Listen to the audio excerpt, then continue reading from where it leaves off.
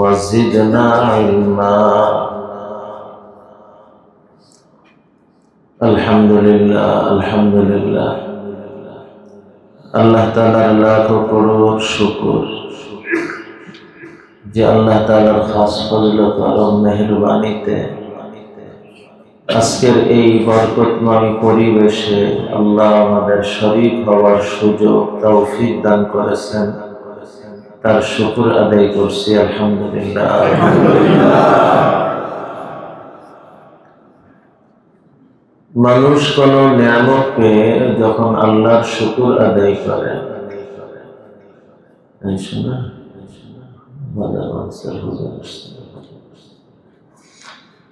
মানুষ যখন কোন নিয়ামত পেয়ে আল্লাহর শুকর আদায় করে তো কোরআনে কারীমের ওয়াদা আল্লাহ তার নিয়ামত বাড়িয়ে দেন। দুনিয়াবি নিয়ামত পেয়েও শুকর আদায় করে তো আল্লাহ তার দুনিয়াবি নিয়ামতও বাড়িয়ে দেন। আখিরাতের কোন নিয়ামত পেয়ে শুকর আদায় করে তো আল্লাহ তার আখিরাতের নিয়ামতও বাড়িয়ে দেন। কোন নেক পরিবেশে শরীক হতে পেরে শুকর আদায় করে তো আল্লাহ তাকে নেক পরিবেশে শরীক হওয়ার সুযোগ তৌফিকও বাড়ায়। আর একজন মানুষ যখন বারবার নেক পরিবেশে আসতে থাকে তো আল্লাহ তার দিলের ভিতরে নেক পরিবেশের বুঝ দিতে থাকে, এরপরেও আসতে থাকে, ওই বুঝ তার ভিতরে বাড়তে থাকে, বাড়তে বাড়তে এক সময় আল্লাহর মেহেরবানিতে সে পুরা নেক পরিবেশের মানুষ হয়ে ওঠে।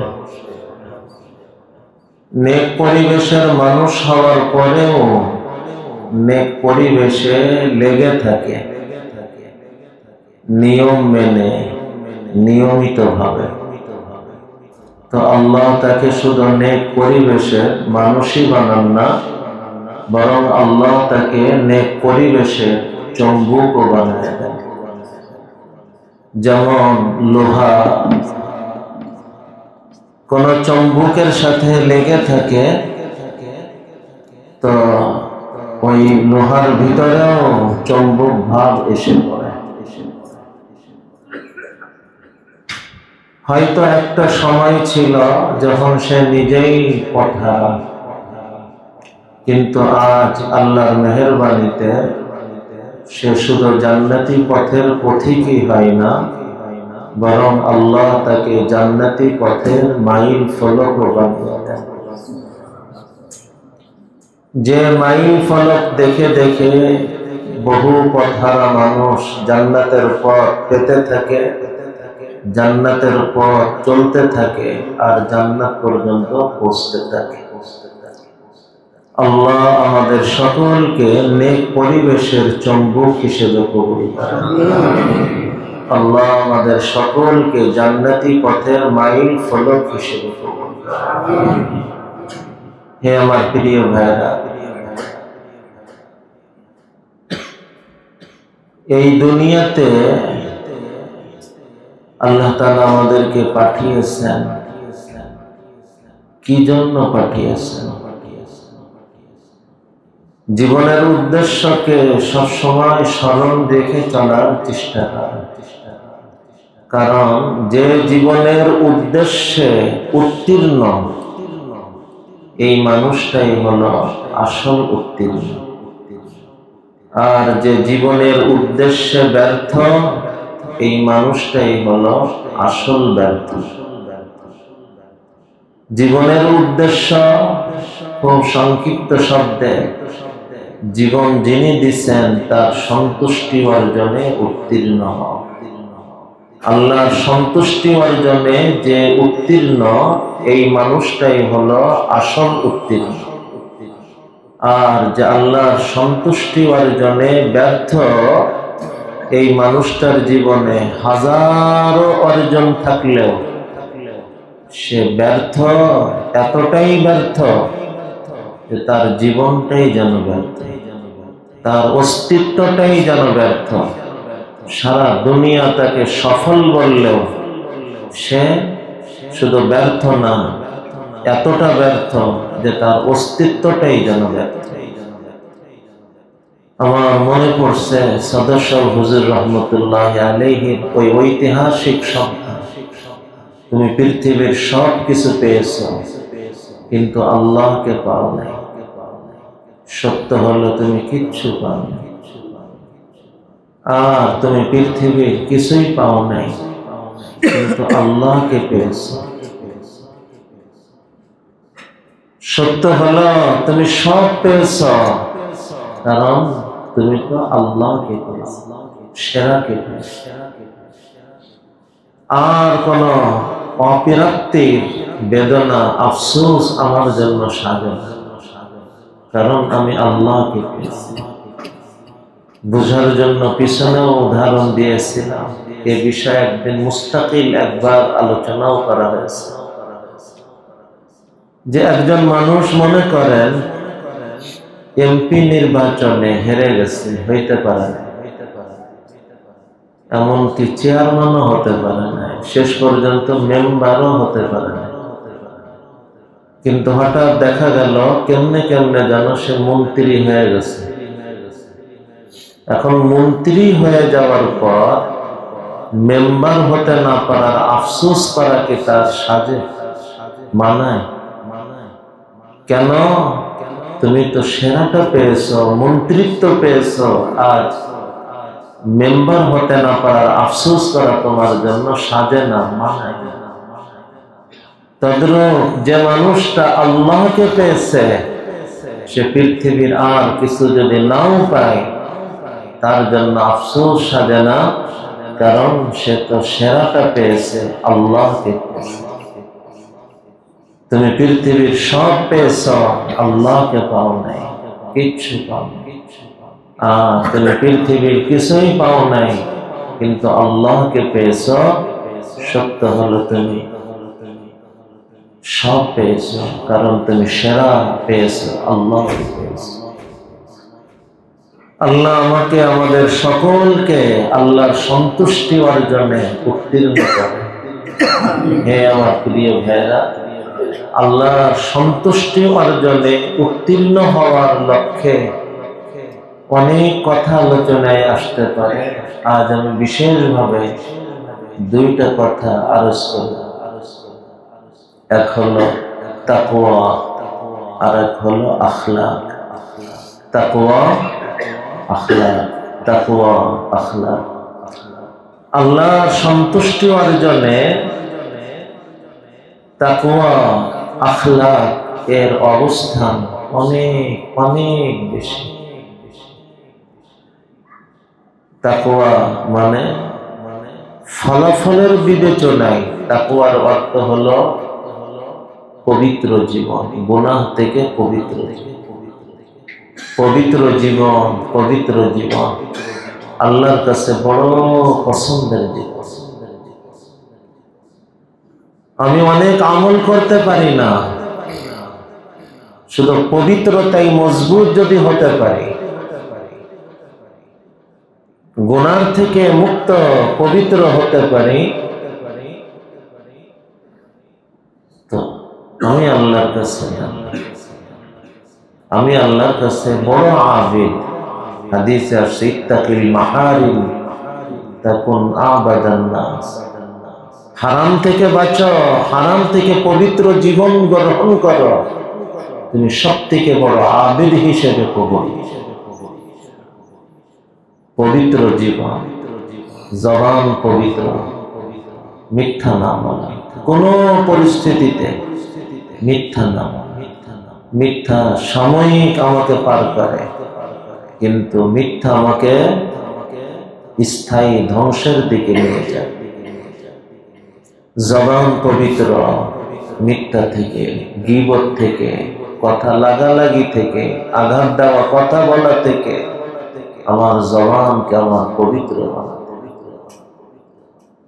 দৃষ্টি পবিত্র, শ্রবণ পবিত্র,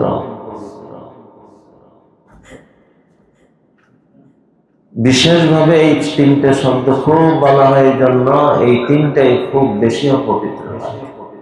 জবান পবিত্র, দৃষ্টি পবিত্র, শ্রবণ পবিত্র, কিন্তু পবিত্রতা অনেক ব্যাপক। বিশ্বাসের জগৎ থেকে আখলাক পর্যন্ত আমি পবিত্র। আমার বিশ্বাস যেন কখনো অপবিত্র না হয় কুফর শিরিক দ্বারা, কুফর শিরিক দ্বারা, কোন ভ্রান্ত চিন্তা দ্বারা, কোন ভ্রান্ত চিন্তা দ্বারাও আমার চিন্তার জগৎ, বিশ্বাসের জগৎ যেন অপবিত্র না। ইবাদত পবিত্র, বেদাত দ্বারা যেন অপবিত্র না। আয় উপার্জনে পবিত্র, কোন হারাম সন্দেহপূর্ণ উপার্জন দ্বারা অপবিত্র না।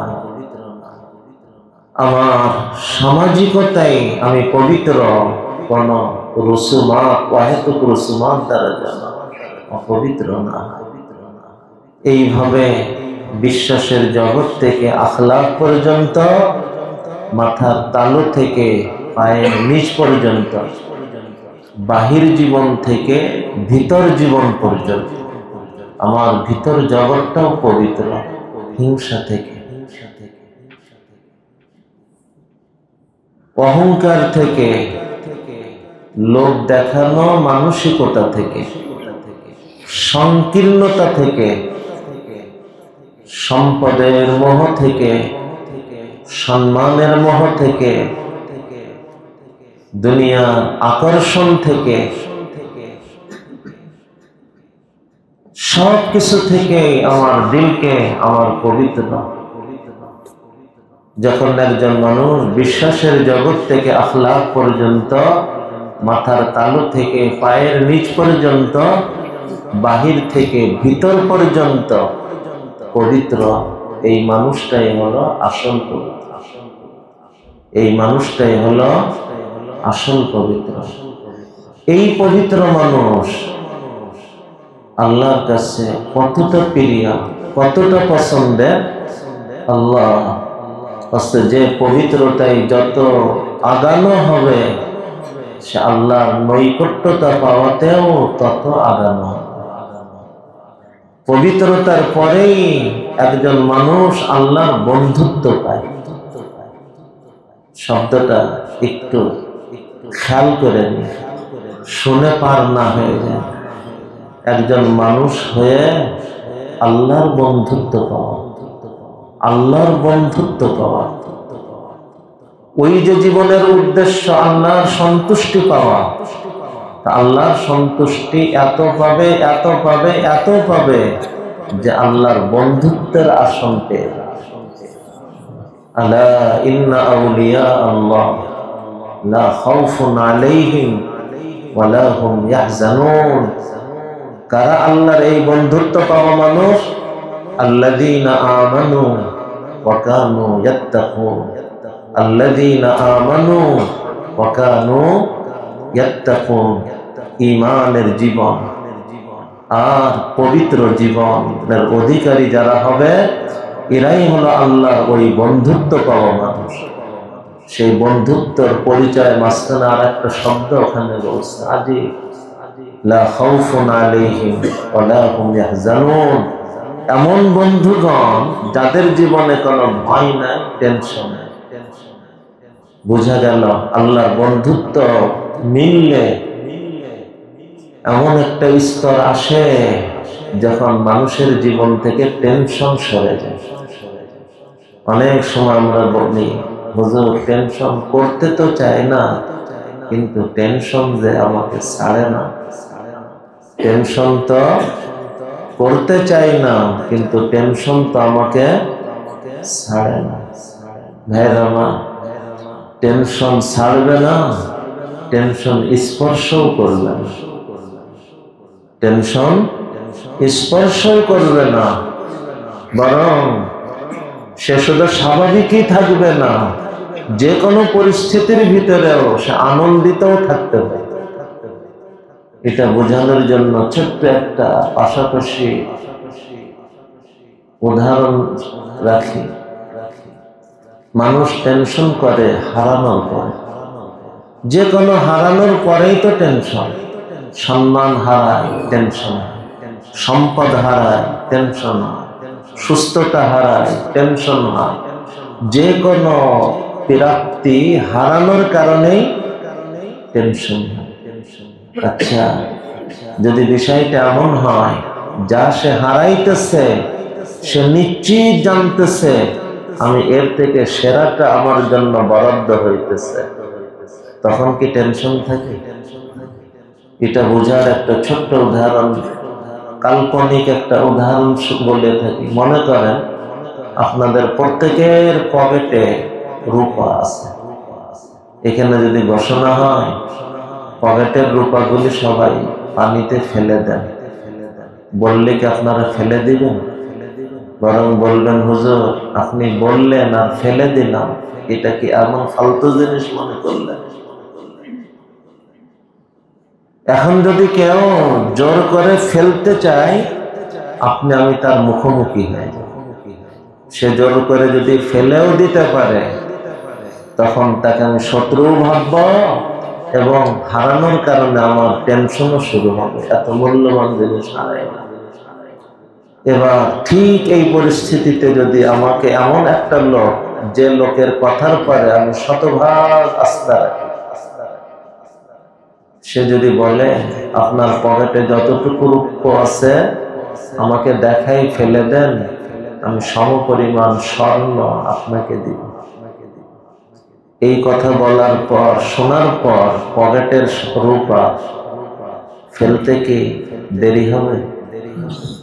সাথে সাথে পকেটে হাত দিবে, রূপা দেখাই ফেলবে। আর মনে মনে কারোর ঘরে যদি রূপা থেকে থাকে সে আফসোস করবে, আজকে যদি ওই রূপাটাও কাছে থাকতো আর দেখাই ফেলতে পারতাম, আমি তো ওর কারণেও সমপরিমাণ স্বর্ণ পাইতাম। হে আমার প্রিয় ভাইরা, যখন মানুষ আল্লাহর বন্ধুত্বের ওই স্তর পায়, সে দেখে, অনুভব করে আমি যা হারাইতেছি আমার জন্য তার থেকেও দামি কিছু তো বরাদ্দ হইতেছে। তখন সে আফসোস আর টেনশন তো দূরের কথা, এই মানুষটার মতন যে রূপার বিনিময় স্বর্ণ পাওয়ায় আশ্বস্ত, এই মানুষটা যেমন আনন্দের সাথে ত্যাগ করে, তদ্রূপ ওই মানুষটাও যে কোনো ত্যাগ আনন্দের সাথে, রেজাবিল কাজার সাথে করতে সক্ষম হয়। কারণ সে দেখে আমার থেকে রূপা তুল্য কিছু যাইতেছে, তো স্বর্ণ তুল্য কিছু আমার জন্য বরাদ্দ হইতেছে। সে দেখে আমার থেকে স্বর্ণ তুল্য কিছু চলে যাইতেছে, আমার জন্য আল্লাহ হীরা ডায়মন্ড তুল্য কিছু বরাদ্দ করতেছে। অতএব সে যা হারায় নজর ওদিকে না, যে তার জন্য ওর থেকেও দামি যে বরাদ্দ হইতেছে ওই দিকে তাকায়, সে শুধু স্বাভাবিকই থাকে না, বরং আনন্দিত থাকে, আনন্দিত থাকে। আল্লাহ অবস্থা কেমন হয়? আরে সম্পদ হারানো তো অনেক দূরে, সম্পদ হারানো, সম্মান হারানো, এটা হারানো, ওটা হারানো, জীবন হারানোর মুখোমুখি তখনও স্বাভাবিক, শুধু স্বাভাবিক না, জীবন হারানোর মুখোমুখি হয়েও বলতে থাকে ফুজতু ওয়া রাব্বিল কাবা, ফুজতু ওয়া রাব্বিল কাবা, রব্বে কাবার কসম, আমি জীবন দিয়ে তো ধন্য হয়ে গেলাম। কারণ জীবন তো যাবে, আজকে যে জীবনটা দিতে পারতেছি এই জীবনের বিনিময় তো এমন কিছু আমি দেখতেছি যার জন্য এমন জীবন একটা না হাজারটাও দেওয়া কোনো ব্যাপারই না। ফুজতু ওয়া রাব্বিল কাবা, ফুজতু ওয়া রাব্বিল কাবা। হে আমার প্রিয় ভাইরা, তো আল্লাহর বন্ধুত্বের স্তর আসে যখন তার জীবন থেকে টেনশন থাকে, টেনশন থাকে, টেনশন থাকে। টেনশন তাকে স্পর্শও করে না, কারণ সে যা হারায় সে দেখতে থাকে তার থেকেও দামি কিছু তার জন্য বরাদ্দ হইতেছে। যাই হোক ভাইরা আমার, মূল আলোচনায় ফিরে যায়। বলতেছিলাম পবিত্র জীবন কেউ যদি উত্তীর্ণ হতে পারে, পবিত্রতাই উত্তীর্ণ হতে পারে, এই মানুষটার জন্য আল্লাহ তাআলা সরাসরি বলতেছেন সে আল্লাহর সন্তুষ্টি কি পরিমাণ পাবে, সে আল্লাহর বন্ধুত্ব পেয়ে যাবে, আল্লাহর বন্ধুত্ব পেয়ে যাবে। আলা ইন্না আউলিয়া আল্লাহ লা খাউফুন আলাইহিম ওয়া লা হুম ইয়াহজানুন আল্লাযীনা আমানু ওয়া কানু ইয়াত্তাকুন। ঈমানওয়ালা জীবন আর তাকওয়ার জীবন যদি কেউ গ্রহণ করে তার জন্য এই সুসংবাদ, লাহুমুল বুশরা ফিল হায়াতিদ দুনিয়া ওয়া ফিল আখিরাহ, তাদের জন্য সুসংবাদ এই দুনিয়ার জীবনেও আখিরাতের জীবনে। ভাইরা আমার, এই পবিত্রতায় আল্লাহ আমাদেরকে কতটা উন্নত দেখতে চান। আজকে মাজমাতে আসা মানুষগুলি তো শুধু ফরজের পরে চলতে চাওয়া মানুষ না, এই সব দিনই পরিবেশে আসা মানুষগুলি তারা চায় আমি আল্লাহকে পাওয়ার মধ্যে যেন আগানো মানুষ। তো আল্লাহর এই প্রিয় মানুষ, তাদের গুণ নিয়ে আল্লাহ তাআলা আলোচনা করতে যায়। এ কথাও পিছনে অনেকবার বলেছি। আল্লাহ আমাদেরকে পবিত্রতায় কতটা উন্নত দেখতে চান, তো আল্লাহ তার প্রিয় মানুষদের পরিচয় আলোচনা করতে যায় অনেকগুলি গুণ শুনিয়েছেন। সেই গুণ সমূহের শেষ গুণ শোনাইতেছেন। তারা আল্লাহর কাছে দোয়া করে, আল্লাহ আমাকে পবিত্র মানুষ বানায় দেন। না না, এই দোয়া করে না, এর থেকেও উন্নত দোয়া করে, আল্লাহ আমাকে পবিত্রতায় ইমাম বানায় দেন। না না, এ দোয়াও করে না, এর থেকেও উন্নত স্তরে যে তারা দোয়া করে। এবার খেয়াল করে, আল্লাহ আমাকে পবিত্রতায় পবিত্র মানুষদের ইমাম বানায় দেন। এই দোয়া। এক হলো পবিত্র জীবন পাওয়া, আর এক হলো পবিত্রতায় ইমাম হওয়া, মাইল ফলক। আর একটা হলো পবিত্রতায় পবিত্র মানুষদের ইমাম হওয়া। কথাটা হবে, যে কোনো মানুষের জন্য পবিত্রতায় মাইল ফলক হওয়া, আর একটা হলো পবিত্র মানুষদের মাইল ফলক হওয়া। আল্লাহ আমার জবান এতটা পবিত্র বানিয়ে দেয় যে পবিত্র জবানওয়ালাও আমাকে দেখে তো তার জবান আরো পবিত্র বানানোর প্রেরণা অনুভব। আল্লাহ আমার উপার্জন এতটা পবিত্র বানায় দেয়, পবিত্র উপার্জনওয়ালা মানুষগুলিও আমাকে দেখে তো তাদের উপার্জন আরো পবিত্র বানানোর প্রেরণা অনুভব করে। আল্লাহ আমার জীবনকে এতটা পবিত্র বানিয়ে দেন যে পবিত্র জীবনওয়ালা মানুষগুলিও আমাকে দেখে তো পবিত্রতায় নিজেকে আরো আগাই নেওয়ার প্রেরণা যেন অনুভব করতে শুরু করে। আল্লাহ ওয়াজা কোরআন সরাসরি আমাদেরকে দোয়া শিখিয়েছে, বলো ওয়াজআলনা লিল মুত্তাকিনা ইমামা, ওয়াজআলনা লিল মুত্তাকিনা ইমামা, ওয়াজআলনা লিল মুত্তাকিনা ইমামা। আল্লাহ পবিত্র মানুষদের মাইল ফলক বানায় দেন, পবিত্র মানুষদের ইমাম আমাকে বানায়, মুত্তাকিনদের ইমাম বানায়। হে আমার প্রিয় ভাই, পবিত্রতাই পবিত্র মানুষদের ইমাম। আল্লাহ নিজেকে পবিত্র না ভাবা, নিজেকে পবিত্র ভাবা গুনাহ, কিন্তু পবিত্র হওয়ার চেষ্টা এবং দোয়া এটা শুধু কাম্য না, এতটা কাম্য যে আমি পবিত্র হওয়া না, পবিত্রতাই ইমাম হওয়া না, পবিত্রতাই পবিত্র মানুষদের ইমাম হওয়ার দোয়া করব আর চেষ্টা করব। দেখেন যারা এই লাইনে সজাগ তাদের কিছু ঘটনা শুনে, আসলাফ ও আকাবিরের ঘটনা, এটা আমাদের জন্য বড় উপকার। এগুলো সামনে আসলে এগুলো নমুনা হয়, এর আলোকে নিজের জীবনের ঘটনাকেও সাজানো সহজ। একজন ছাত্র একটা মাদ্রাসায় ভর্তি হয়েছে, দেখেন ছোট মানুষ, সেই জমানায় তার মানসিকতা, মাদ্রাসায় ভর্তি হয়েছে। তো স্বাভাবিক মাদ্রাসাগুলিতে নম্বরের একটা স্তর থাকে, যে এই স্তরে নম্বর পেলে খানা ফ্রি হয়ে যায়। তো এই ছাত্রদেরকে ইমদাদি তোলাবা বলে। আর ওই নম্বর না পেলে তখন তার খানা মাদ্রাসার থেকে জারি হয় না, কুরাই করে খানা খেতে হয়। অনেক মাদ্রাসার এই নিজাম আছে। তো সে যে মাদ্রাসায় নতুন ভর্তি হলো, মাদ্রাসার ওই নিয়ম, ভর্তি হওয়ার সাথে নম্বর ভিত্তিক দুটো ভাগ করে ফেলে। ঘটনাক্রমে তার নাম ইমদাদি ছাত্রদের মধ্যে এসে গেছে। যখন তার নাম মাদ্রাসার থেকে খানা জারি হওয়া ছাত্রদের তালিকায়, স্বাভাবিক মাদ্রাসার থেকে খানা উঠাইতেছে, খানা খাইতেছে, এইভাবে 1-2 মাস চলে গেছে। এরপরে সে একদিন জানতে পারে যে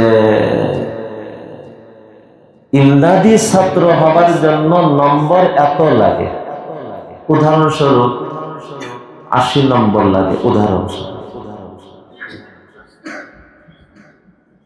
পরে দেখে যে আমার প্রাপ্ত নম্বর তো ওর থেকে একটু কম, 80 লাগে, তো মনে করেন 79 তার নম্বর। সরাসরি ছাত্র মানুষ, সে ভাবে নাই নাম যখন এসে গেছে আমি খাইতে অসুবিধা কি, সরাসরি আল্লাহু আকবার মুহতামিম সাহেবের কাছে চলে গেছে, যে বলতেছে হুজুর আমি তো নতুন ভর্তি হয়েছি, আমার নাম তো ফ্রি খানা ছাত্রদের মধ্যে আছে, 1-1.5-2 মাস থেকে আমি খানাও খাইতেছি, কিন্তু আজকেরা জানলাম যে ইমদাদি ছাত্র মানে খানা ফ্রি হওয়ার জন্য এত নম্বর লাগে, আমার নম্বর তো এর থেকে একটু কম। এখন আমার জানাটা সঠিক না আমার নাম আসাটা সঠিক, বা আমার নাম আসাটা ভুল হয়েছে না আমার জানাটা ভুল, তাই সরাসরি আপনার কাছে। আল্লাহ কি আজীব ছাত্র না, মুহতামিম সাহেব হুজুরও কেমন, দেখেন আল্লাহ কবুল করেন। নেমাল উস্তাদ ওয়া নেমাত তিলমিজ। ছাত্রর কথা শুনে মুহতামিম সাহেব বলতেছেন তুমি যেটা শুনছো এটাই ঠিক, ওখানে নাম ওঠানোটা ভুল হয়েছে, কিন্তু ভুল তো তুমি করনি, ভুলটা তো আমার হয়েছে। এখন যদি তুমি এই 1-2 মাসের টাকা দিয়ে দাও তো ভালো, না হলে কোনো অসুবিধা নেই, এই টাকা আমার পকেট থেকে আমি দিয়ে দেব। এটা তো মাদ্রাসার থেকে নেওয়ার সুযোগ নাই, কারণ মাদ্রাসার নিয়মে তুমি পাও না, ভুল আমার হয়েছে, অর্থাৎ এই টাকা আমাকে দিতে হবে, আমার পকেট থেকে দিতে হবে। ওয়াজআলনা লিল মুত্তাকিনা ইমামা। ছাত্র ছোট মানুষ, সে ভাবতেছে না যে এইভাবে চুপ থাকলে তো 1 বছর তো পার হয়ে যাবে, সে ভাবতেছে আমাকে পবিত্র খাবার খেয়ে এলেম শিখতে। উস্তাদও কেমন, তোমার জানাটা সঠিক, নাম আসাটা ভুল, কিন্তু এই ভুল তো তোমার হয়নি, ভুলটা তো আমার হয়েছে। মাদ্রাসায় তুমি নিয়মে তো পাও না, আমি এটা মাদ্রাসার থেকে তো কাটাকাটিও করতে পারি না, এখন তুমি যদি তোমার পক্ষ থেকে দিয়ে দাও তো ভালো, না হলে এটা আমাকেই আমার পকেট থেকে বহন। আল্লাহ আকাবির তাকওয়ার মধ্যে হযরত কুতুবুল আলম রশিদ আহমদ গঙ্গুহি রহমতুল্লাহ আলাইহির ঘটনা আছে। উনি শেষ সময় মৃত্যুর আগেও অসুস্থ, এতটা অসুস্থ নিজে উঠতে পারে না, দুইজন ধরে উঠানো লাগে, ধরে দাঁড় করানো লাগে। অথচ ওই সময়, আচ্ছা এই সময় কোন মানুষের পরে দাঁড়ায় নামাজ পড়া কি ফরজ? এখন তো সে নিজে দাঁড়াতেই তো পারে না, কিন্তু নামাজের সময় হলে পাশে যারা থাকতো তাদেরকে বলতেন, আমাকে তোমরা ধরে দাঁড় করায় দাও আর একটু ধরে রেখো, ওই অবস্থায় দাঁড়ায় নামাজ পড়া। অনেকে হুজুরকে বলতেন, হুজুর এই সময় তো আপনার পরে দাঁড়ায় নামাজ পড়া জরুরি না, আপনি কেন দাঁড়ায় নামাজ পড়তেছেন? হুজুর শুনতেন, কিছু উত্তর দিতেন না। এক পর্যায়ে ওনার সব থেকে খাদিমে খাস ছিলেন কুক, যাকে ওনার জীবনের শেষ সঙ্গী বলা হতো, লাঠি তুল্য বলা হতো। অচল মানুষ, হাঁটতে অচল মানুষ, তার লাঠি তার সব থেকে কাছের সঙ্গী হয় না? তো শেষ জমানায় উনি যখন একা চলতে পারেন না, সবসময় ওনার লাঠির মতন সাথে পড়ে থাকতেন। শেখুল হাদিস মাওলানা জাকারিয়া রহমতুল্লাহ আলাইহির বাবা যান হযরত মাওলানা ইয়াহিয়া কান্দবী রহমতুল্লাহ আলাইহি। তো হযরত মাওলানা ইয়াহিয়া কান্দবী রহমতুল্লাহ আলাইহি একবার আবেগে হয়ে বলতেছেন, হযরত আপনার এই করুণ অবস্থায় যদি বসে নামাজ না পড়া যায়, তাহলে জীবনের কোন সময় বসে নামাজ পড়া যায়? প্রশ্ন বড় আবেগ ভরা না? হযরত আপনার এই কঠিন পরিস্থিতিতে যদি বসে নামাজ না পড়া যায়, তাহলে জীবনের কোন পরিস্থিতিতে মানুষ বসে নামাজ পড়ার অনুমতি পাবে? প্রশ্নকারীও খুব আপন, আর জিজ্ঞানোর ধরনটাও বড় মহব্বতের, আপন করে। হযরতের উত্তরটা এবার শোনেন, আমার এটা শোনার উদ্দেশ্য। উত্তর আসছে, কি মহব্বত ওয়ালা সম্পর্ক সেটাও প্রকাশ পেয়েছে, আর সাবধানতার লাইনে কি পরিমাণ সজাগ ছিলেন এটা আমার শোনানোর উদ্দেশ্য, এটাও সামনে। হযরত গঙ্গোহী রহমতুল্লাহ উত্তর দিতেছেন, ভাই তোমাদের মতন আপন পাশে থাকতে আমি অচল অক্ষম কেমনে বল? তোমাদের মতন আপন যে আমি উফ করলেও ছুটে আসে আমার কাছে।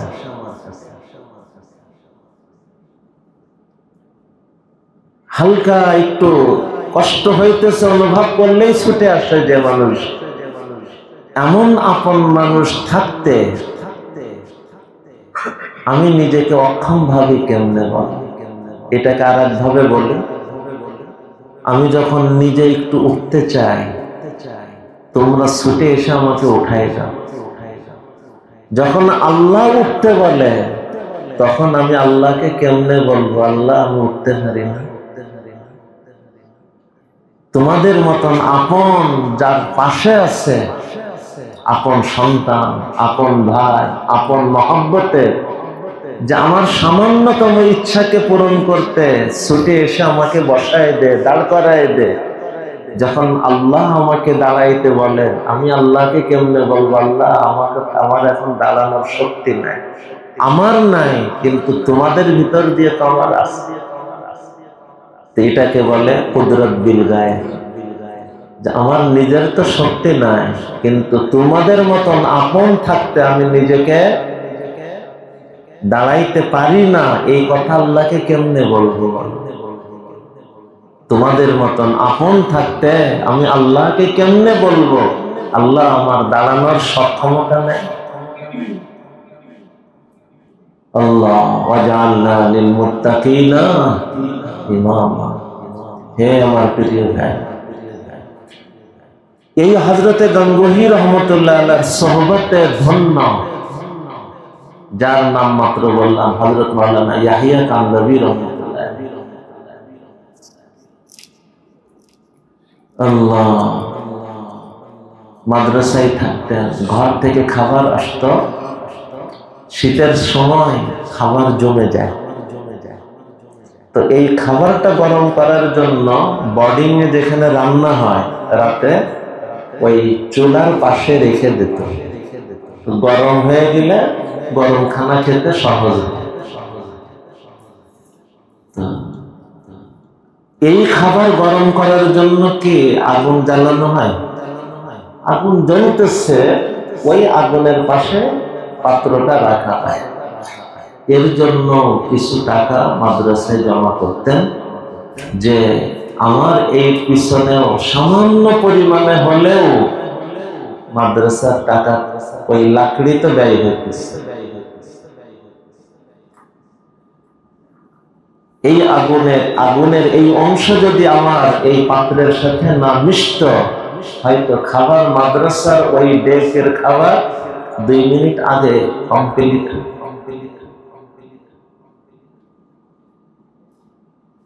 হে আমার প্রিয় ভাইরা, আর এক ছাত্রের ঘটনা শোনেন। এগুলো আমি আমার জগতের ভিতর থেকে শোনাইতেছি, কিন্তু এগুলোকে সামনে উদাহরণ হিসেবে রেখে জীবনের সব ক্ষেত্রে চলার চেষ্টা করা। একবার হযরত থানভী রহমতুল্লাহ এক এলাকায় গেছেন, তো ট্রেনে ওঠার সময় সামানপত্র অনেক হয়ে গেছে। স্টেশন মাস্টার যে, সে হযরত থানভীর খুব পরিচিত, খুব মহব্বতের, এটা খেয়াল করে, এটা আমাদের সবার উপকারে আসবে। তো স্টেশন মাস্টার বলতে হযরত থানভী বলতেছেন, এটা ওজন করে দেখেন এর ভাড়া কত দিতে হবে। তো স্টেশন মাস্টার বলতেছে, হযরত আপনার ওজন করা লাগবে না, ভাড়া দেওয়া লাগবে। হযরত বলতেছেন, আপনি এখান থেকে এটা যদি এর ওজন করে এর টাকার রসিদ যদি আমাকে না দেন, তো ভিতরে টিটি তো আমাকে ধরবে না। আপনার টিটিকে আমি বলে দেব যে আপনি যাইতেছেন, সে আপনার ধরা তো দূরের কথা, আপনার দিকে আরো বিশেষভাবে খেয়ালও রাখবে। হযরত বলতেছেন, টিটি যখন বদলি হবে, ওই টিটি পরবর্তী টিটিকে বলে দেওয়ার জন্য বলবে। এরপরের টিটি, এরপরে তো আপনার স্টেশন এসে যাবে, আপনার টিটি তো আর থাকবে না। আচ্ছা না, এরপরেও তো টিটি আছে, এরপরের টিটি বুঝছেন, কবরের টিটি। এই যে স্টেশন মাস্টার, সে কি গভর্নমেন্টের ওখানে মালিক, ওই স্থানে কি সে মালিক নাকি প্রতিনিধি দায়িত্বশীল? সে কাউকে ক্ষমা করার, মূল্য না নেওয়ার ক্ষমতা রাখে? অতএব সে যদি ক্ষমা করেও দেয়, ওই ক্ষমা করারও কোনো মূল্য নেই। তখন টিটির হুঁশ আসছে যে কথা তো আসলেই সঠিক। হে আমার প্রিয় ভাইরা, অনেক সময় আমরা রেলগাড়িতে উঠি, হ্যাঁ, টাকা না দিয়ে পার হতে পারলে নিজেরা খুব চালাক মনে হয়। ভাইরা আমার, এই চালাক নিজে বড় বোকা। আমাদের এক মুরব্বী বলতেন, কাক নাকি অনেক চালাক, যার কারণে মরা খায়, ময়লা খায়, আর বাছুর খুব বোকা, এই জন্য আল্লাহকে দুধ খাওয়া। কাক অনেক চালাক, মরা খায়, আর বাছুর অনেক বোকা, এই জন্য আল্লাহকে দুধ খাওয়া। তো যে চালাকি, যে বুদ্ধি আমাকে কারোর হক নষ্ট করায়, ওই চালাকি, ওই চালাক হওয়া থেকে বোকা হওয়া 1000 গুণ ভালো। ভাইরা আমার, একটু খেয়াল করি। মনে করেন আমি একটা মানুষের থেকে টাকা নিয়ে নষ্ট করছি, হক নষ্ট করছি, পরে চাইলে তাকে আমি ক্ষমা, সে আখিরাতে হয়তো আমাকে ক্ষমা করে দিল, বা দুনিয়ায় ক্ষমা চেয়ে নিল। কিন্তু এই যে গভর্নমেন্টের, আমি টিকিট ছাড়া এক স্টেশন থেকে আর এক স্টেশনে গেলাম, এর মালিককে সরকার মানে জনগণ। কয়জন? আমি তো 10 টাকার টিকিট ফাঁকি দিলাম, কিন্তু আমি 18 কোটি মানুষের হক নষ্ট করলাম। আমি কি কোনোদিন পারবো 18 কোটি মানুষের হক মুক্ত হতে? কার কাছে ক্ষমা চাবো? আখিরাতে কে আমাকে ক্ষমা করবে? হে আমার প্রিয় ভাইরা, বহু ইবাদত বন্দেগীর থেকে নিজেকে পবিত্রতায় উন্নত করা, এ ব্যাপারে সজাগ হওয়া, সচেতন। আমার দ্বারা যেন কারোর হক নষ্ট না হয়। বিশেষ করে এমন রাষ্ট্রীয় সম্পদ, জনগণের সম্পদ, এমন স্থানের সম্পদ যে স্থানের মালিক একক কোনো ব্যক্তি না। একটা মসজিদের সম্পদ নষ্ট করলাম, মাদ্রাসার সম্পদ নষ্ট করলাম, এ মসজিদ মাদ্রাসার মালিক কি কোনো নির্দিষ্ট ব্যক্তি? এখানে আসা অর্থ এর মালিক তো কত জায়গার কতজন দাতা। ছোট্ট ছোট্ট বিষয়, কিন্তু সাবধান। কোন জায়গায় গেলাম মসজিদে, মোবাইলটা ধরে ওখানে চার্জে দিয়ে দিলাম, বের হয়ে চলে আসলাম। মূল্য খুব অল্প, হয়তো মাত্র 10 পয়সার আমি গ্রহণ করছি, কিন্তু এই 10 পয়সার মালিক কোন নির্দিষ্ট ব্যক্তি। আমি কার কাছে ক্ষমা চাই? যখন হয়ে গেছে সেই স্থানের করণীয় কি? 1 নম্বর তো আল্লাহর কাছে তওবা করা, 2 নম্বর এগুলোকে হিসাব করে ওই স্থানে পৌঁছায় দিব। পৌঁছানোর পথ কি? যেমন রেলগাড়িতে আমি টিকিট বিহীন, মনে করেন এয়ারপোর্ট থেকে কমলাপুর পর্যন্ত একদিন টিকিট বিহীন গেছে, তো সামনে কোন এক সুযোগে এই জায়গার টিকিট কেটে ফেলে দিব, চড়ব না, তাহলে কেমন যেন দেওয়া হয়ে গেল।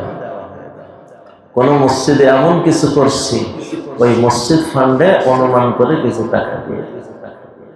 হে আমার প্রিয় ভাই, ওই যে হযরত থানভী রাহমাতুল্লাহর ঘটনা শোনাইতেছিলাম, ওনার সহবতে থাকা ছাত্র তালিবে ইলম, তার ঘটনা শোনা। পরবর্তীতে ওই ছাত্র যুগের মুসলিম বংশে হযরত মাওলানা ওসিউল্লাহ সাহেব রাহমাতুল্লাহ আদাবুল মুতাআল্লিমিনের মধ্যে ঘটনা আসছে, আমাকে বড় প্রভাবিত করছে। আল্লাহ, এক মেহমান এসে মসজিদে আসছে, দেখে যে ইমাম সাহেব তালিবে ইলম রাতের একটা নির্দিষ্ট সময় পর্যন্ত মোতালা করতেছে। হঠাৎ ঘড়ির দিকে তাকে, মোমবাতি এখনো জ্বলতেছে, মোমবাতি এখনো শেষ হয় না। ঘড়ির দিকে তাকায়, ওই মোমবাতিটা নিভাই দিল। কাছে থাকা আর একটা মোমবাতি জ্বালাই। মেহমান বলে, আমার মধ্যে কৌতূহল জাগলো যে ওটা তো এখনো শেষ হয় নাই, ওটা নিভায় এটা কেন জ্বালাই? উনি সামনে বাড়লেন, ইমাম সাহেব এটা তো এখনো শেষ হয় নাই, আপনি এটা নিভিয়ে এটাকে কেন জ্বালাই না? আল্লাহু আকবার কবীরা। তখন ওই ছাত্র উত্তর দিতেছে, যে মোমবাতিটা আমি এত সময় পড়তেছিলাম ওটা মূলত মসজিদের মোমবাতি। মসজিদের নিয়ম রাত এই কয়টা পর্যন্ত জ্বালানো। এখন আমার পড়া এখনো বাকি, আমাকে পড়তে হবে। এখন এই অনুমতির পরবর্তী সময় আমি মসজিদের মোমবাতিতে তো পড়তে পারি না, তাই ওই মোমবাতি বন্ধ করে আমি আমার নিজস্ব মোমবাতি জ্বালায় মোতালা করতেছি। ওয়াজআলনা লিল মুত্তাকিনা ইমামা। হে আমার প্রিয় ভাইরা, 100 রাকাত নফল নামাজ পড়া থেকে এই পবিত্রতা ফিকির আপনাকে আমাকে আল্লাহর বন্ধুত্বের স্তরে পৌঁছে। 100 রাকাত নামাজ পড়লে অনেক নেকি হবে, কিন্তু এই পবিত্রতার ব্যাপারে সচেতন হলে 2 রাকাত হয়তো 100 রাকাত থেকে আপনাকে আগায়। হযরত থানভী রাহমাতুল্লাহ আলাইহি বলতেন, জবান দিয়ে মিথ্যা বলে, গীবত করে, আবার ওই জবান দিয়ে আল্লাহ আল্লাহ জিকির করে। 1000 বার আল্লাহ জিকির করে তুমি যতটুক না আগাবে, জবানকে পবিত্র করে পবিত্রতার সাথে 2-10 বার আল্লাহ বলো, এই 2-10 বারের আল্লাহ তোমাকে 1000 বার আল্লাহ আল্লাহ বলার থেকেও আগায়। পবিত্রতায় সচেতন বানাও, পবিত্রতায় আগাও। সরাসরি থানবীর কথা না, তো সরাসরি কোরআনের কথা। ওয়ামান ইয়াত্তাকিল্লাহ ইউকাফির আনহু সাইয়্যাতিহি ওয়া ইউযিম লাহু আজরা ওয়া ইউযিম লাহু আজরা ওয়া ইউযিম লাহু আজরা। পবিত্র জীবন যে গ্রহণ করবে, কোরআন বলে আল্লাহ তার নেকিকে মহা নেকি বানায়। পবিত্র পবিত্র পবিত্র পবিত্র। আল্লাহ আমাকে আমাদের সকলকে পবিত্রতায় কবুল করেন, পবিত্রতায় ইমাম বানায় দেন, পবিত্র মানুষদের ইমাম বানায়। ওয়াজআলনা লিল মুত্তাকিনা ইমামা ওয়াজআলনা লিল মুত্তাকিনা ইমামা। আল্লাহ, আমার ছোটবেলায় আমি একদিন এক জায়গায় আমার এক উস্তাদের সাথে বেড়াইতে গেছি। রাত্রে রইলাম, সকালবেলায় স্টেশনে যেতে হবে। স্টেশন মনে করেন 1.5 থেকে 2 কিলোমিটার। ফজরের পরে যখন বের হয়েছি, সেই ঘটনা আজকে থেকে না হলেও 25, 30, 32 বছর আগের। কিন্তু আমার এতটা দিলের মধ্যে আসর পড়ছে, এই 32 বছর আগের ঘটনা মনে হয় যেন আমার সামনে কালকে ঘটছে। ওনার বাড়ির পাশে যে জায়গায় বেড়াইতে আমরা গিয়েছে, তো রাস্তায় উঠলে অনেক সময় অনেক মালিকের গাড়ি বাড়ির কাছে রাখে, সকালবেলায় স্টেশনে নিয়ে যায়, স্ট্যান্ডে নিয়ে যায়। তো যখন রাস্তায় উঠছে, ওখানে একটা গাড়ি ছিল, মনে হয় রাত্রে অবস্থান করছে, ওই স্ট্যান্ডে যাইতেছে। তো আমরা ওখানে যাব শুনলে আমাদেরকে উঠায় নিয়েছে। আমি আর উনি 2 জন, আর কেউ না। ওখানে গেলে স্টেশন থেকে টিকিট নিবে মানুষ, গাড়ি চলবে সামনে। স্টেশনে ওই 2 মাইল যাওয়ার পরে আমার এই উস্তাদজি, যার সাথে আমি ছিলাম, এই 2 মাইলের হিসাব করে আমাদের যে 2 জনের যে ভাড়া আসে ওটা জানতে চাইলেন, টাকা বের করে যে আমাদের 2 জনের এই ভাড়া কত। তো বলতেছে যে হুজুর আপনার ভাড়া দিতে হবে না। তখন আমার এই উস্তাদজির উত্তর আমার আজও কানে ভাসতেছে, বড় মুগ্ধকর উত্তর ছিল। বলতেছেন, আপনি যদি গাড়ির মালিক হইতেন আমি আপনার এই হাদিয়া গ্রহণ করতাম। আপনি তো গাড়ির মালিক না, আপনি আমাকে ক্ষমা করলে আপনি ক্ষমা করারও অধিকার রাখেন না, আর আপনার এই হাদিয়া গ্রহণ করারও অনুমতি আমি রাখি। আজই উত্তর, আপনি আমাকে আপনি আমাকে ফিরি নেওয়ার অধিকার রাখেন না, আপনি তো মালিক না, আপনি আমাকে ফিরে নেওয়ার অধিকার রাখেন না, আর আমি আপনার এই হাদিয়া গ্রহণের অনুমতি রাখি না। ওয়াজআলনা লিল মুত্তাকিনা ইমামা ওয়াজআলনা লিল মুত্তাকিনা ইমামা। আজকে আমাদের ভিতরে অনেক নামাজ, অনেক তিলাওয়াত, অনেক জিকির, অনেক আমল, এর ফিকির তো আসে। এই ফিকির আপন স্থানে মুবারক, আল্লাহ এই ফিকির আমাদেরকে নসিব করে। কিন্তু মনে রাখা এর থেকে অনেক বেশি গুরুত্বের হলো আমি যেন পবিত্রতায় আগানো থাকি, পবিত্রতায় আগানো থাকি, পবিত্রতায় আগানো থাকি। ওয়াজআলনা লিল মুত্তাকিনা ইমামা। আর পবিত্রতায় এইভাবে আগানোর জন্য, পবিত্রতায় এইভাবে আগানোর জন্য বড় সহায়ক, বড় উপকারী এই ধারা আসলাফ ও আকাবির, বড়দেরকে বেশি বেশি পড়া। আমরা বড়দেরকে আসলে পড়তে চাই না। যারা দিনমুখী হতে চায় তাদের স্লোগান এখন কোরআন হাদিসই তো যথেষ্ট, আসলাফ আকাবির আবার কি শুনছেন এমন কথা? এখন তো হর হামেশা এই কথা শুনি, আসলাফ আকাবির কি? কোরআন হাদিসে তো যথেষ্ট। হে আমার প্রিয় ভাইরা, আসলাফ আকাবিরের জিন্দেগি এ ব্যাপারে অনেক বেশি উপকারী। কেন? এর পিছনের রহস্য বোঝেন। আল্লাহ প্রত্যেকটা মানুষকে সৃষ্টিগতভাবেই প্রভাবিত হওয়ার যোগ্যতা, মানসিকতা তার অন্তরের মধ্যে দিয়ে সৃষ্টি করছে। এমন কোন মানুষ নাই যার ভিতরে প্রভাবিত হওয়ার অবস্থা আল্লাহ দেন না। আল্লাহ সৃষ্টিগতভাবে প্রত্যেকটা মানুষের দিলকে বানাইছেনই এমন সে প্রভাবিত হয়। ভালো ঘটনা শুনলে প্রভাবিত হয়ে ভালো হওয়ার মানসিকতা এখানে অনুভব করে।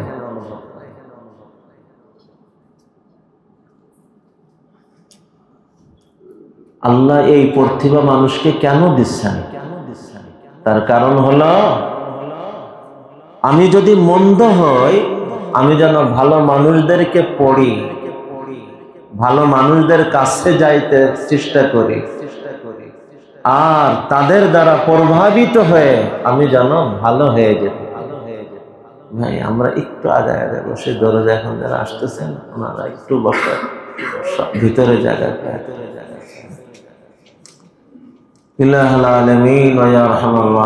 জি ভাইরা আমার, তো আল্লাহ তাআলা প্রত্যেকটা মানুষের ভিতরে প্রভাবিত হওয়ার এক যোগ্যতা দিয়ে, প্রতিভা দিয়ে, অবস্থা দিয়ে আল্লাহ মানুষকে সৃষ্টি করছে। কেন? যাতে আমি যদি মন্দ হই, আমি যেন ভালোর পরিবেশে যে ভালো মানুষদের জীবনী পড়ে, ভালো আমলের পরিবেশে যে ওই পরিবেশ দ্বারা আমি যেন প্রভাবিত হয়ে ভালো হয়ে যেতে পারি। আমি ভালো আছি আলহামদুলিল্লাহ, আমি যেন আরো ভালো হতে চাই, তাহলে আরো আরো আরো উন্নত পরিবেশ, ভালো পরিবেশে যাব, আরো ওই ভালোর লাইনের সেরা মানুষদের জীবনী পড়ব, আর তাদের দ্বারা আমি প্রভাবিত হয়ে আজকে যতটুকু ভালো, কালকে তার থেকে আরো ভালো হয়ে উঠব, পরশু আরো ভালো হয়ে উঠব, আরো আরো আরো ভালো হয়ে উঠব। আর আমরা তো আসলাফ আকাবির কি বুঝি না। আমি পিছনেও একটা রহস্যর দিকে আপনাদেরকে ভাবতে বলেছিলাম। একজন মানুষ দিনে আসলাফ আকাবিরকে যতবার না উচ্চারণ করে, সরাসরি আল্লাহ সুবহানাহু ওয়া তাআলা তার থেকে বেশিবার আমার আপনার মুখ দিয়ে উচ্চারণ করান আসলাফ আকাবির। হয়তো অনেকের কাছে অবাক লাগতেছে, আল্লাহ কখন উচ্চারণ করেন? আমি বলছিলাম দেখেন, একজন মানুষ দিনে এক রাকাত নফল যদি না পড়ে, শুধু ফরজ ওয়াজিব সুন্নাতে মুআক্কাদা নামাজ পড়ে, সে দৈনিক কয় রাকাত নামাজ পড়ে? 32 রাকাত। ফরজ ওয়াজিব সুন্নাতে মুআক্কাদা, তো মোট কয় রাকাত? 32 রাকাত নামাজ। এই 32 রাকাত নামাজের প্রত্যেক রাকাতে সূরা ফাতিহা সে নিজে পড়ে বা তার পক্ষে ইমাম পড়ে। এই সূরা ফাতিহার মধ্যে আল্লাহ ইহদিনাস সিরাতাল মুস্তাকিমের পরে কথা বাড়ায় বলতেছেন কি সিরাতাল্লাযীনা আন'আমতা আলাইহিম। আল্লাহ ওই মানুষদের রাস্তা আমার সামনে এনে দেন, ওই মানুষদের রাস্তার হিদায়াত দেন। হিদায়াত দেন মানে ওই মানুষদের রাস্তা আমার সামনে এনে দেন। কোন মানুষদের? আল্লাযীনা আন'আমতা আলাইহিম, যাদের পর আল্লাহ আপনি নেয়ামত নাযিল করেছেন। সেই নেয়ামত প্রাপ্ত মানুষগুলি কারা? কোরআন আরেক জায়গায় শোনাইতেছে উলাইকাল্লাযীনা আন'আমাল্লাহু আলাইহিম মিনান নাবিয়্যিন ওয়াস-সিদ্দীকিন ওয়াশ-শুহাদাই ওয়াস-সালিহিন। এই চার শ্রেণীর আসলাফ ও আকাবির, মিনান নাবিয়্যিন ওয়াস-সিদ্দীকিন ওয়াশ-শুহাদাই ওয়াস-সালিহিন। এই চার শ্রেণীর আসলাফ ও আকাবির। এই ব্যাখ্যামূলক আয়াত আর মতনমূলক মূল আয়াত যদি পাশাপাশি ব্যাখ্যা হয় তাহলে আয়াতটা এইভাবে বলা যায় সিরাতাল্লাযীনা আন'আমতা আলাইহিম, মানে সিরাতান নাবিয়্যিন ওয়াস-সিদ্দীকিন ওয়াশ-শুহাদাই ওয়াস-সালিহিন। যতবার আমি বলতেছি সিরাতাল্লাযীনা আন'আমতা আলাইহিম, কেমন যেন বলতেছি সিরাতান নাবিয়্যিন ওয়াস-সিদ্দীকিন ওয়াশ-শুহাদাই ওয়াস-সালিহিন। সিরাতান নাবিয়্যিন প্রত্যেক দিন 32 বার কমপক্ষে আল্লাহ আমাদের দ্বারা বলাইতেছেন, আমার কাছে আবেদন করো আল্লাহ এই চার শ্রেণী আসলাফ ও আকাবিরের পথ আমার সামনে এনে দেন। কেন এই আসলাফ ও আকাবিরের পথ আমার সামনে আনতে বলা হইতেছে? তার কারণ এই আসলাফ ও আকাবিরকে যদি তুমি জানো, কমপক্ষে কিছুটা হলেও আগানোর প্রেরণা তুমি অনুভব করবে। আল্লাহ, হে আমার প্রিয় ভাইরা,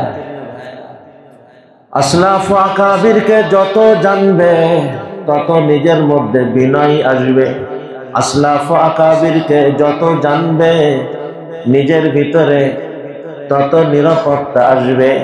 আসলাফ ও আকাবিরকে যত যত জানবে আগে বাড়ানোর, সামনে বাড়া, তত তত প্রেরণা জাগবে। কেন আমরা আজকাল সামান্য কিছু ভালো কাজ করে নিজের মনে হয় কিছু হয়ে গেছে না? আল্লাহ হযরতে কুতুবুল আলম রশিদ আহমদ গঙ্গোহী রহমতুল্লাহ আলাইহি আজকের বিশেষ দুটো গুণ বলতে চেয়েছিলাম। একটা হলো তাকওয়া আর একটা হলো আখলাক। আর আখলাকের উৎস হলো তাওয়াজু, বিনয়। এই বিনয়ের নিসবতে হযরতে গঙ্গোহী রহমতুল্লাহ আলাইহির একটা ঘটনা শোনা। হযরতে গঙ্গোহী রহমতুল্লাহ আলাইহি এক জায়গায় আলোচনা করতে যেয়ে বলতেছেন, হঠাৎ শুনলে আপনাদের কাছে এটা মিথ্যা মনে হবে যে আল্লাহর নামের কসম খেয়ে বলতেছেন, কসম বা খোদা আমার মধ্যে কোনো গুণই নেই। এত গুণের অধিকারী কসম খেয়ে বলতেছে আমার মধ্যে কোনো কি নাই, গুণই নাই। হঠাৎ দৃষ্টিতে বলা হবে কি এত বড় গুণী মানুষ এরকম আল্লাহর নামের কসম খেয়ে মিথ্যা বলল?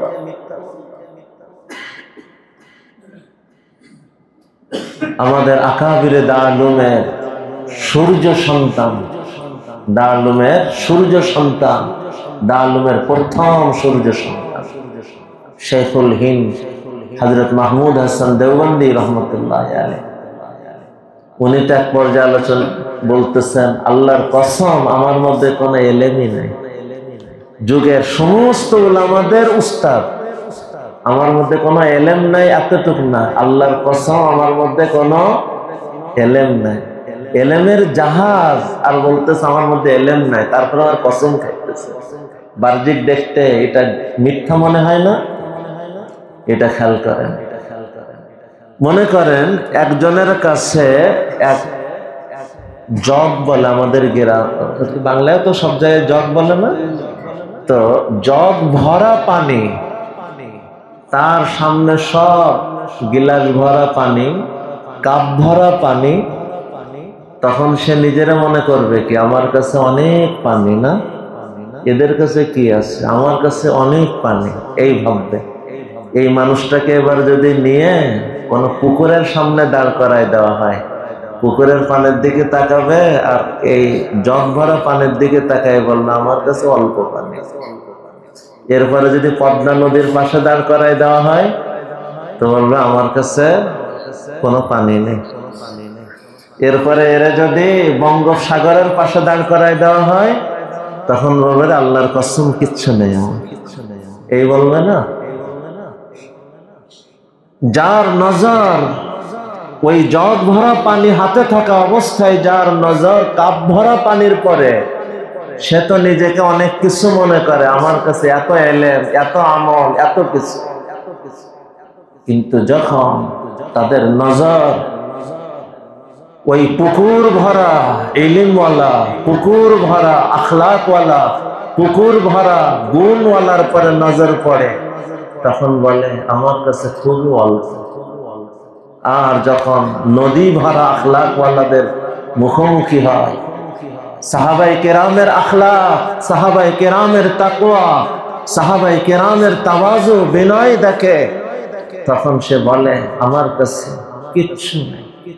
আর যখন নজর আম্বিয়া কিরাম আলাইহিমুস সালাতু ওয়াস সালামের পরে সরকারে দো আলম মুহাম্মদ আরবি সাল্লাল্লাহু আলাইহি ওয়াসাল্লামের আখলাকের পরে, তাওয়াজু বিনয়ের পরে পড়ে, তখন সে বলে আল্লাহর কসম আমার কাছে তো কিচ্ছু। हमारे असलाफ के सामने कमालात के हकीकी मबलग रखे, इसीलिए अपने को ही समझते है। আমার প্রিয় বড় নবীদের জীবনী পড়ব, ওই সিদ্দিকিন, শুহাদা, সালেহিন, এই তিন শ্রেণীর প্রথম সারির ব্যক্তি হলেন সাহাবায়ে কেরাম রিজওয়ানুল্লাহি আলাইহিম। এর পরের স্তরে এসে খায়রুল কুরুন, তাবিঈন, তাবিঈনদের মধ্যে যারা আসলাফ ওয়া তাবিঈন গেছে, এই সময়টা পর্যন্তই হলো আসল আসলাফ ওয়া তাবিঈন। এরপরে ওয়ামান সালাকা মাসলাকাহুম ওয়ামান ইত্তাবাহুম বিইহসান, ওনাদের রাস্তা যারা গ্রহণ করে চলছে, তাদের পথ ধরে যারা চলছে, যাদের অনুসরণ করে যারা চলছে, এই মানুষগুলি পর্যায়ক্রমে আসলাফ ও আকাবির হয়ে আমাদের চলবে।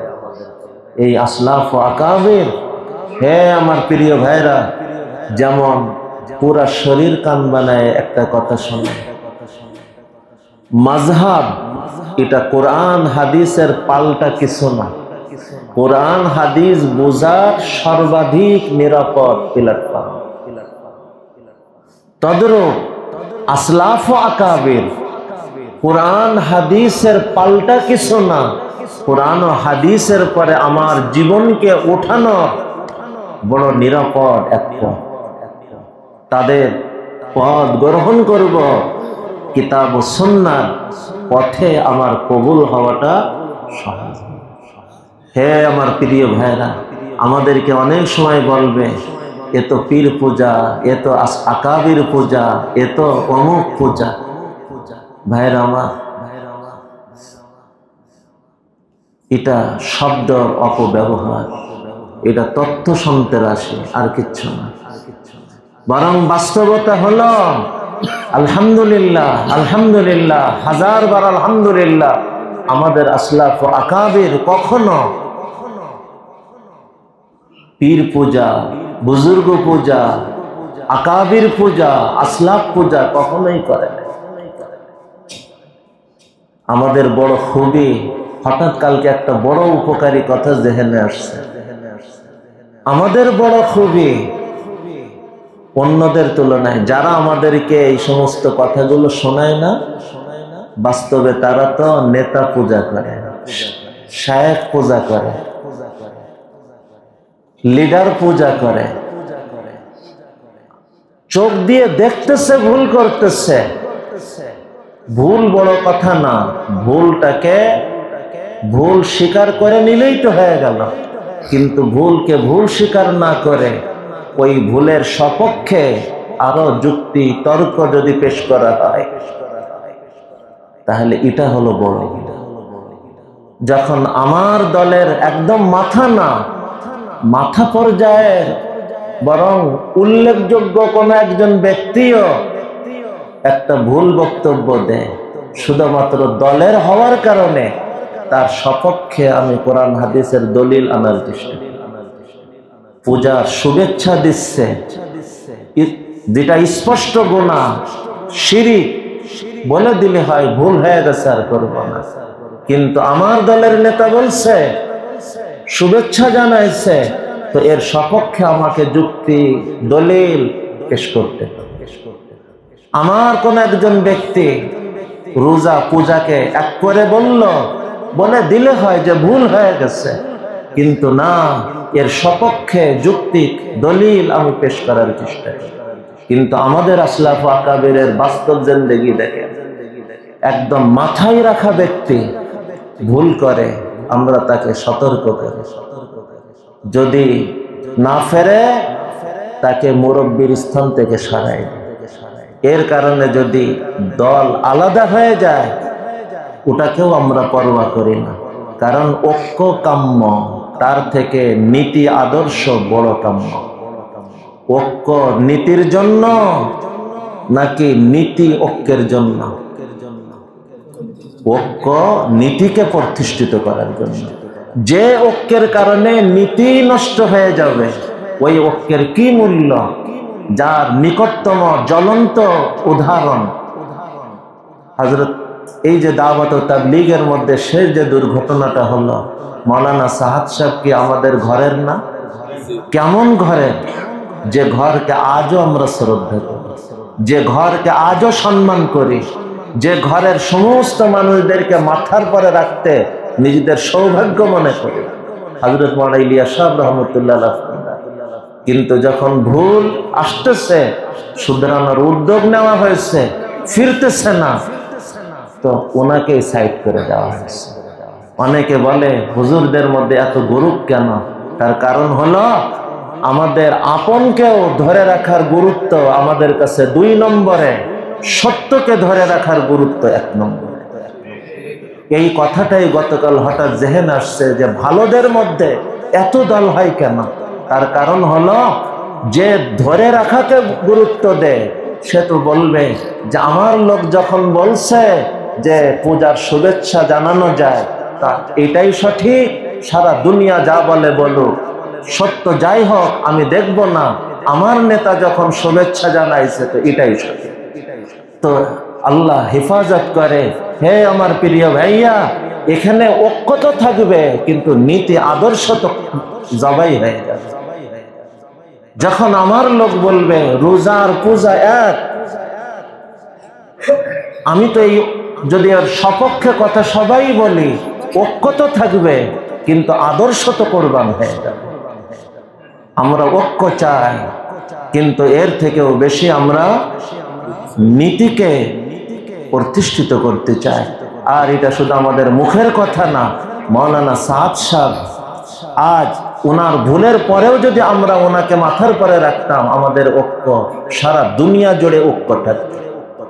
কিন্তু মনে রাখা, ঐক্য কাম্য, কিন্তু এর থেকেও বড় কাম্য ঐক্য যে আদর্শের জন্য, যে নীতির জন্য, সেই নীতি আদর্শের গুরুত্ব এর থেকেও বহু বহু বহু গল্প করে।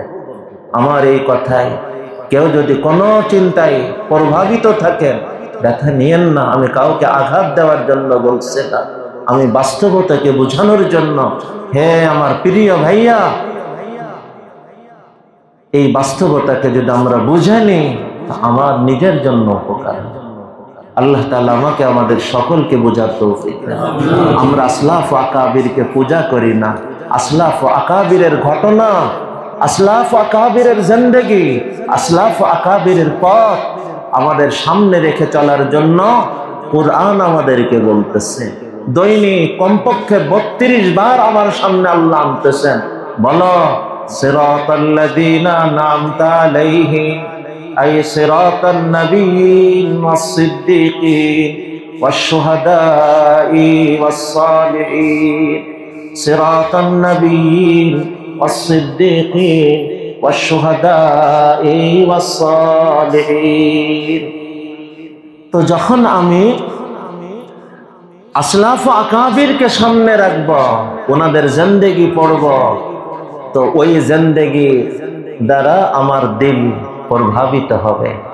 তখন 1 নম্বর লাভ, আমাকে অহংকার পাবে না, কারণ আমার কাছে সর্বোচ্চ 1 জগ পরিমাণ আখলাক, কিন্তু আমার চোখের সামনে যাদেরকে রাখছি তারা পুকুর ভরা আখলাকের অধিকারী না, তারা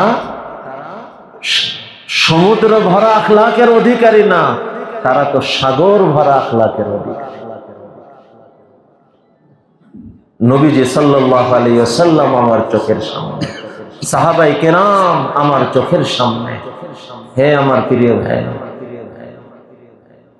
আমার অবস্থানের নিরাপত্তার কারণ হবে।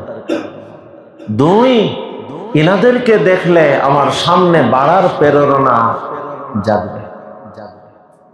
আর এই সামনে বাড়ানোর জন্যই মূলত আল্লাহ তাআলা এই কথাকে এতটা গুরুত্ব দিচ্ছেন, যার কারণে নবীজি সাল্লাল্লাহু আলাইহি ওয়াসাল্লামের ওই হাদিস, যা পিছনেও একবার না অনেকবার শুনিয়েছিলাম, নবীজি সাল্লাল্লাহু আলাইহি ওয়াসাল্লাম ফরমান, আল জালিসুস সালিহু খায়রুম মিনাল ওয়াহদা, আল জালিসুস সালিহু খায়রুম মিনাল ওয়াহদা। নেক সঙ্গী যার সঙ্গ গ্রহণ করা হয় এটা ভালো একাকী ইবাদত বন্দেগীর থেকে। মনে করেন আমি যদি নেক সোহবতে যেতে চাই, আমার 1 ঘন্টা সময় ওখানে ব্যয় হবে, আর যদি না যাই তো আমি 1 ঘন্টা বেশি আমল করতে পারব।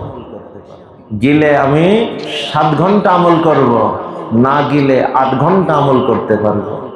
নবীজির কথার মর্ম হলো, তুমি 1 ঘন্টা কম আমল করো, 7 ঘন্টা আমল করো, আর 1 ঘন্টা ওনার কাছে থাকো। কেন?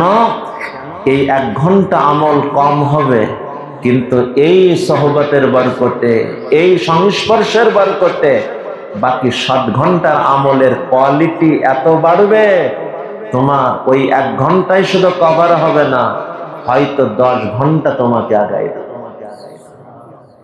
আল জালিসুস সালিহু খায়রুম মিনাল ওয়াহদা। হে আমার প্রিয় ভাইয়া, আল্লাহ তাআলার কাছে আমলের সংখ্যা দেখা হয় না, আমলের কোয়ালিটি দেখা হয়। 8 ঘন্টা আমল করছে কিন্তু কোয়ালিটি দুর্বল, 1 ঘন্টা আমল করছে কিন্তু কোয়ালিটি বড় চমৎকার, এটাই আল্লাহর কাছে পছন্দ। আল জালিসুস সালিহু খায়রুম মিনাল ওয়াহদা। তো কথা বলতেছিলাম যে আমি তাকওয়ার লাইনে, পবিত্র জীবন পাবার লাইনে, আর ওই তাওয়াজু বিনয় আখলাকের লাইনে আমি আগাইতে চাই। তা আগানোর যতগুলি পথ আছে তার মধ্যে বড় একটা পথ হলো, এই লাইনে যারা বড় তাদের কাছে যায়, যারা দুনিয়া ছেড়ে চলে গেছেন এই লাইনের বড়, তাদেরকে পড়ি, সময় পেলে সময় করে নবীজির জীবনী পড়ি, সাহাবায়ে কেরামের জিন্দেগি পড়ি, আসলাফ ও আকাবিরকে চিনি, আসলাফ ও আকাবিরের জিন্দেগি পড়ি। এই সমস্ত মুনশিদের জীবনে যত পড়ব, আসলাফ ও আকাবিরকে যত জানব, আমার ভিতরেও সামনে বাড়ার প্রেরণা যাবে। অনেকে বলে অলসতা আমার ভিতরে, হুজুর অনেক অলসতার থেকে বাঁচার কোনো পথ আছে? আমভাবে বলা হয় অলসতার কোনো ওষুধ নেই, ওষুধ খেতে মন চায় না, এর ওষুধ কি? ওষুধ খেতে মন চায় না, এর ওষুধ কি? তো বলা হয় এর কোনো ওষুধ তো নাই, তবে এটাকে কাটায় ওঠানোর জন্য একটা বড় সহায়ক কথা। আমার ভিতরে অলসতা, তো ঠিক আছে একটু কষ্ট করে দেখো, যারা উদ্যমী তাদের জীবনী পড়তে পারো কিনা, তাদের কাছে একটু যেতে পারো কিনা, তাদের ব্যাপারে একটু জানতে পারো কিনা। যদি এই উদ্যমী মানুষগুলির কাছে তুমি যেতে পারো, তাদের জীবনী পড়তে পারো, ওই যে আল্লাহ প্রত্যেকটা মানুষকে সৃষ্টিগতভাবে প্রভাবিত হওয়া এক যোগ্যতা দিয়ে সৃষ্টি করছেন, ওনাদের জীবনী পড়ার ভিতর দিয়ে আপনার আমার অজান্তে ভিতর প্রভাবিত হবে, উদ্যমতা আসতে শুরু করে। উদ্যমী মানুষকে দেখলে উদ্যমতা আসে। হ্যাঁ আমার প্রিয় ভাইয়া, আসলাফ ও আকাবির বড়দেরকে আমরা কেন এড়াই চলতে চাই? মাযহাব যেমন কোরআন হাদিসের পাল্টা কিছু না, আসলাফ ও আকাবির কোরআন ও হাদিসের পাল্টা কিছু না। মাযহাব কোরআন হাদিস বোঝার ক্ষেত্রে সর্বাধিক নিরাপদ প্ল্যাটফর্ম, আসলাফ ও আকাবির কোরআন হাদিস মানার ব্যাপারে বড় নিরাপদ প্ল্যাটফর্ম। কোরআন হাদিসকে সঠিকভাবে বোঝার জন্য মাযহাব সবথেকে নিরাপদ স্থান, আর কোরআন হাদিসের উপরে জীবন উঠানোর ব্যাপারে, আমলের ব্যাপারে আসলাফ ও আকাবির বড় উত্তম মাধ্যম। এটা আসলাফ আকাবির পূজা না, বরং তাদের পথ অনুসরণ করে গন্তব্যে পৌঁছার চেষ্টা মাত্র। আল্লাহ তাআলা যে কথাগুলো বলাইলেন, শোনাইলেন, আর একবার আগাইতে হবে।